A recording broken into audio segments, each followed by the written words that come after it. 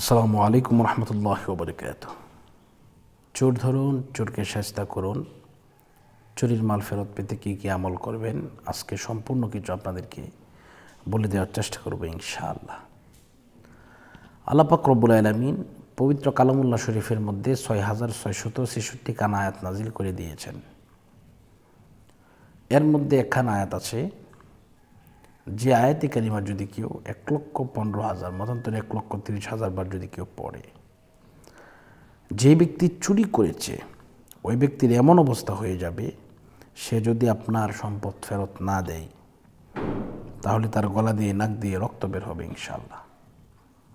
এজন্য আসুন আমরা কোন আমলের মাধ্যমে আমাদের জীবনকে সুন্দর করতে পারি, চুরির মাল ফেরত পেতে পারি, আসুন আমরা সেই আমলের দিকে চলে যাই।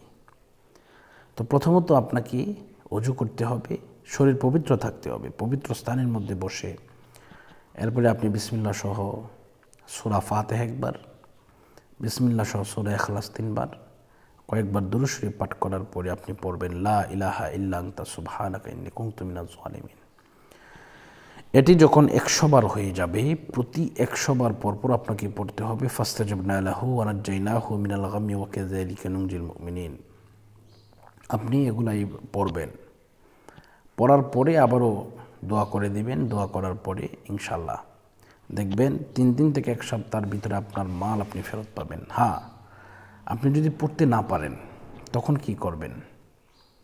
ইনশাআল্লাহ আমরা আমাদের ছাত্রদের মাধ্যমে পড়ে দিতে সক্ষম হব। যদি কেউ আমাদের দ্বারায় পড়াতে চান, আমাদের মাধ্যমে পড়াতে চান, তাহলে আমাদের সাথে যোগাযোগ করবেন।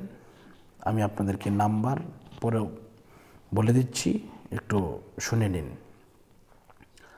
016-43063744 এই নম্বরে যোগাযোগ করবেন। তো সম্মানিত বন্ধুরা আমার, তো আপনি বলতে পারেন যে হুজুর এটার ফলাফল কেমন, এটার কেমন ফলাফল পেয়েছে মানুষ।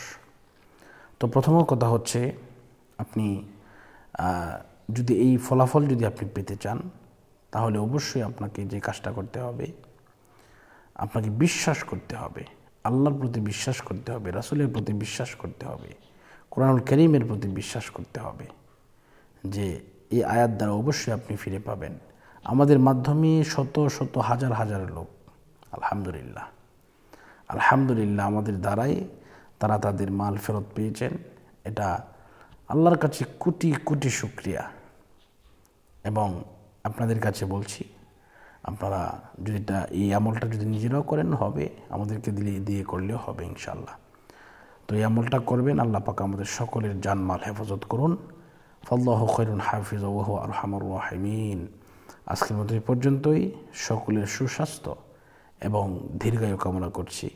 এই মুহূর্তে বিদায় নিচ্ছি। আসসালামু আলাইকুম ওয়া রাহমাতুল্লাহি ওয়া বারাকাতুহু।